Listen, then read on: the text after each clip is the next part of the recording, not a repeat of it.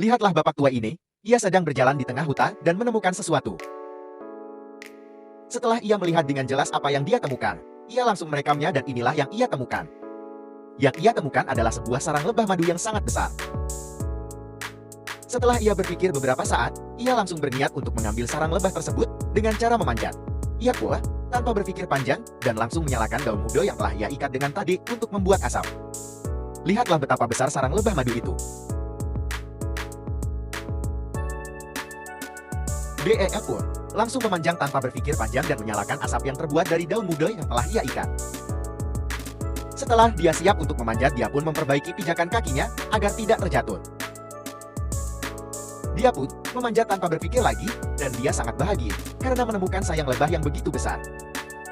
Tanpa disadari dia sudah hampir sampai ke sarang lebah tersebut, dan dia tambah bersemangat karena sarang yang ia temukan lebih besar dari yang dia lihat dari bawah pohon tadi.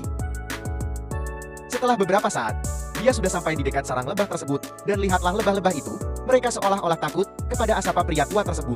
Lebah itu pun terbang menjauhi pria tua itu. Setelah semua lebah pergi menjauh, pria tua itu pun mengeluarkan alat yang akan dia gunakan untuk memotong sarang lebah. Tanpa berlama-lama dia hampir selesai memotong sarang lebah itu dengan pisaunya yang tajam, dan ia pun sangat bahagia karena ia mendapatkan banyak madu dari sarang itu. Dia pun memotongnya dan bersiap untuk pulang ke rumahnya kembali. Ketika dia berjalan pulang, dia menemukan hal yang membuatnya bahagia lagi. Dia menemukan sarang lebah madu lagi yang kedua kalinya. Dia pula, tanpa berpikir panjang langsung memanjat sarang tersebut.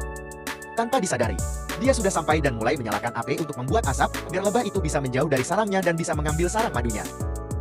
Namun dia menemukan kendala saat mau mengambil madu itu, dia terhalang oleh rumput liar yang ada di pohon itu.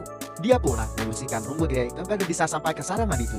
Dia sangat bersemangat karena menemukan sarang dan dalam sehari. Dan lihatlah sarang yang dia temukan. Begitu besar dan sangat banyak. Dia pula, tanpa berpikir langsung memotong sarang itu dengan pisaunya yang tajam.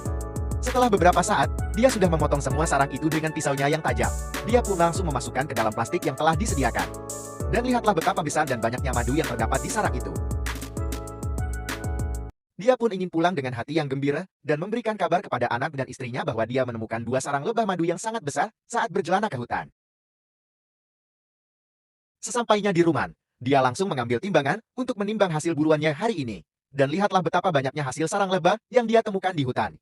Dia pun sangat bergembira, karena dia bisa makan sarang lebah setelah sekian lama.